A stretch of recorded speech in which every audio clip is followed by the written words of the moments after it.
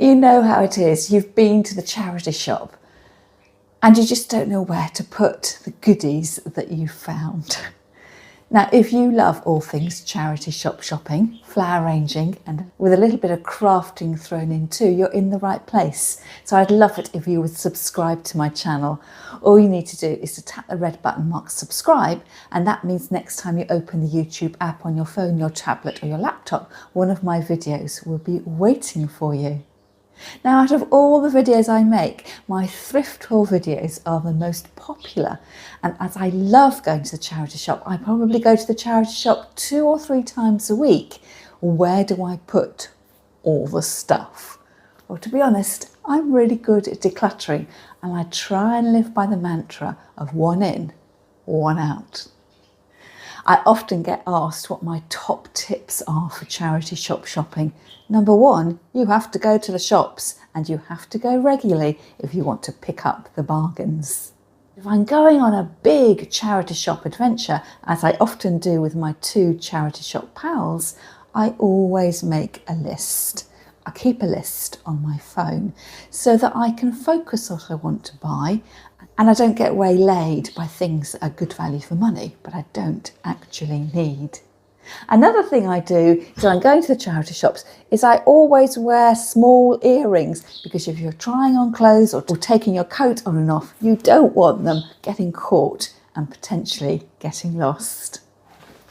Another thing I take with me is my crossbody handbag, but it means I've always got my hands free.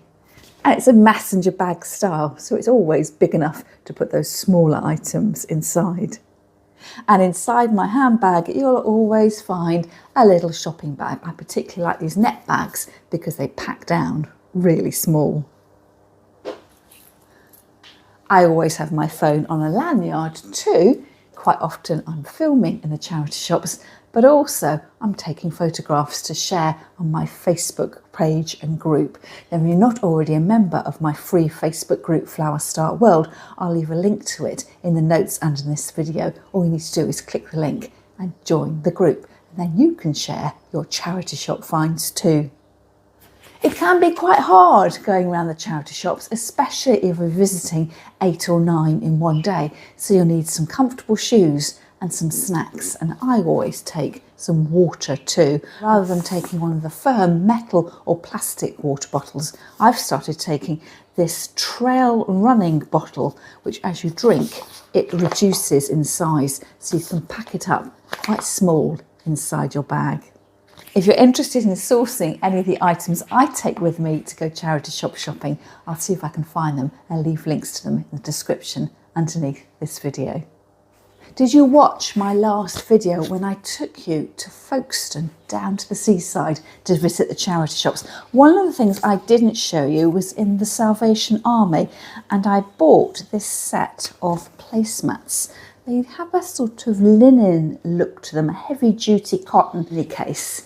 Red on one side, a sort of rusty red with a gingham on the other. They were £1.99 and I bought them. They weren't on my shopping list, but I bought them because I'm always attracted to the colour red. So the theme in my kitchen and when we eat outdoors in the summer is a red, white and blue vibe.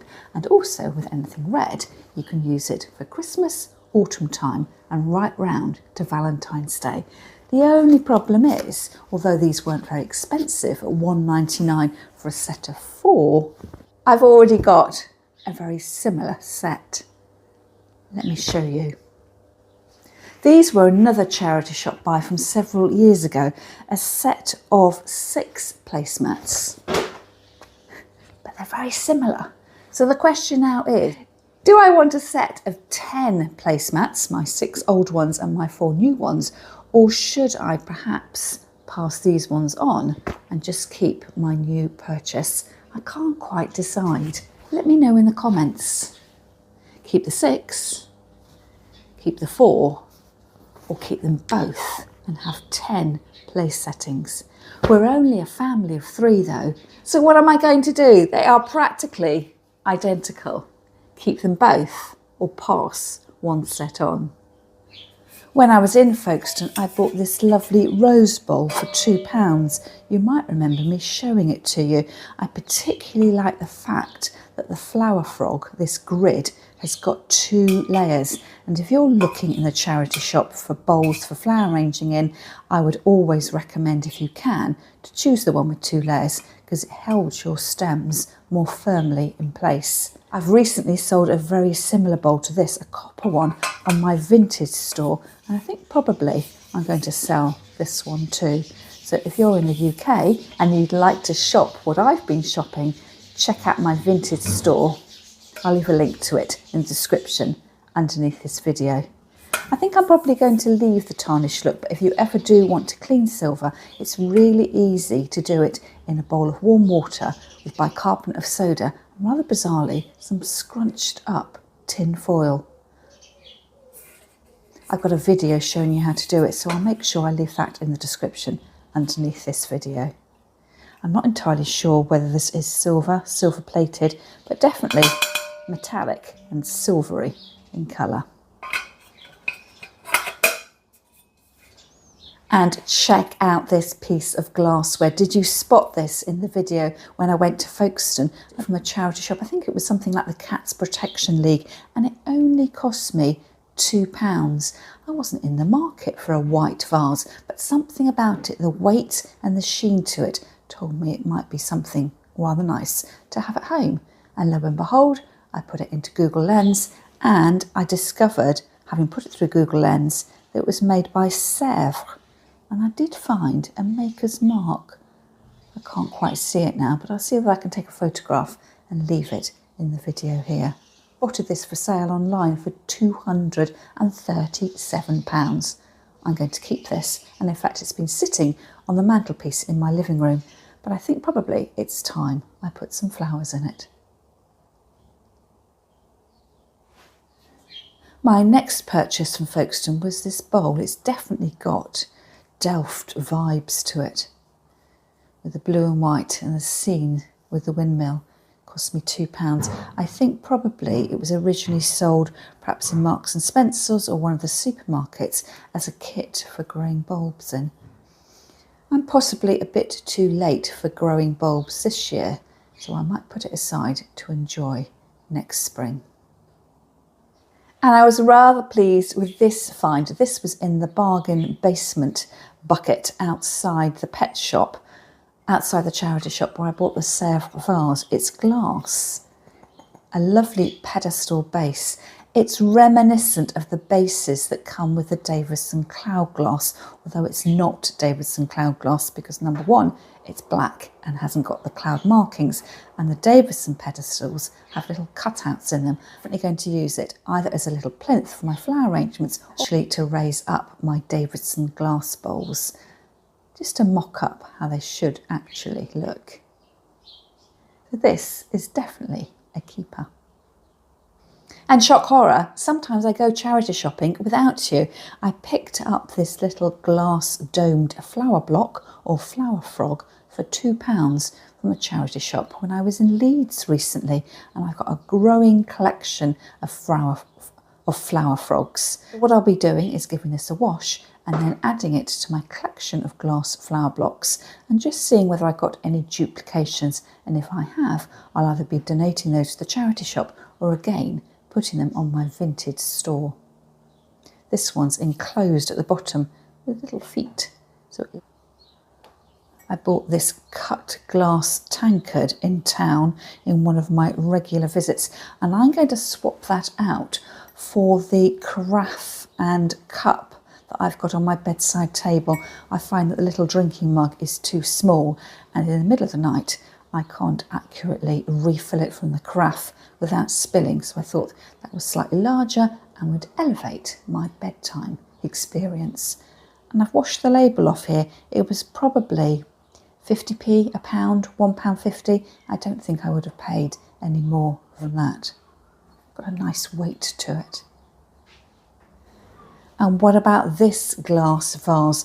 £2.50 from the charity shop in Sittingbourne, which is about a 15-minute drive from home. So I've already set aside a bowl that I've got that's a similar size with a fluted edge to it, but it's a much finer glass. So I've set that aside. Already to donate to the charity shop. I think this is going to make my flower arrangements look much more substantial, and also with the cut glass detail here, I like the way it reflects the light. Actually, while I think about it, I could use my new glass flower frog inside. Look at that, a match made in heaven. Just need to pick some flowers from my garden.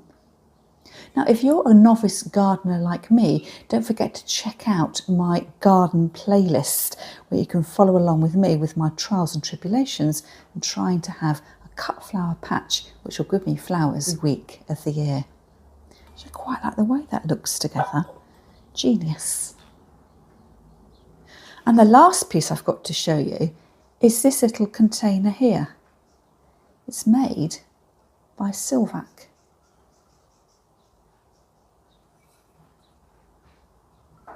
Cost me £2.50. I was swayed by the name. I've decided I don't actually like the pattern on this, and I've got a very similar container, so a similarly shaped container, which I actually prefer. So I think probably this is going to appear very shortly on my vintage store.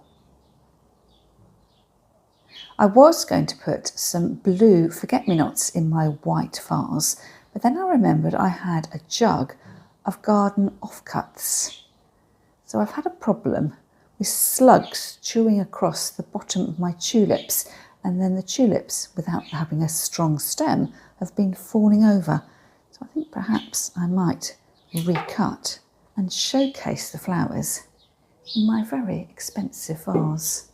This side I damaged too. I think these are being eaten by the slugs. So what I've done is I've picked off the nibbled heads and then brought them indoors to enjoy away from those natural predators. So there's nothing quite like having a vase that you actually put to good use. And of course, once you've bought all your treasures, the key thing is to put them away. So as part of my recent decluttering, I've moved all my books off my bookshelf, sold quite a few on Vinted, and then set out a colour coordinated display of all my flower arranging paraphernalia. It's a good visual reminder as well of what I've already got and what I don't need to buy. So let's put some of these things away. Up onto the stool. A little bit of a shuffle around.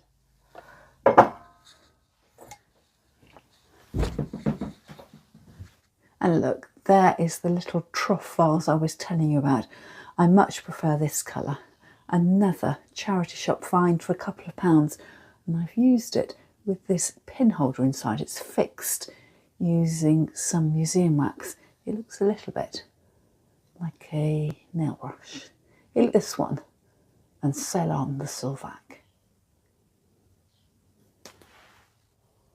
I need to find some space now for this glass flower dome, but have I got its duplicate?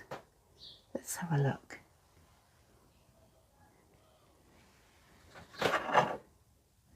This one here is flat with the holes going all the way through. The tiny one there, that one's slightly larger with the holes going all the way through. This one's actually shaped like an egg, oval. I have got its baby sister. So I'll be keeping both of those, and especially now that I know this one fits inside my new glass vase.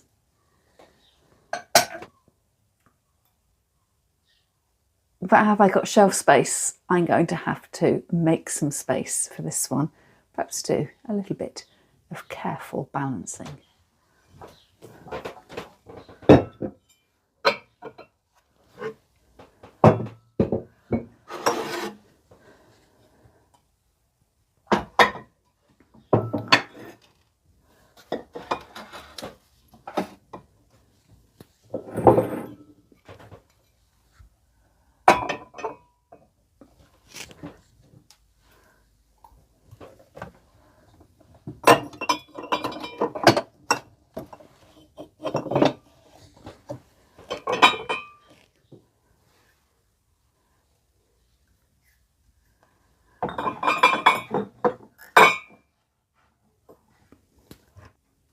Thank you so much for joining me on today's video.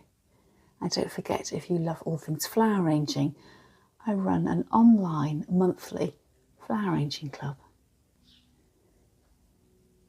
You can pay as you go and join me live, or become a member of my YouTube membership group.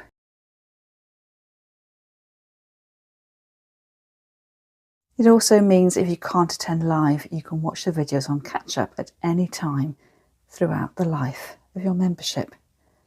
That's all for me for now, and I'll see you again next time.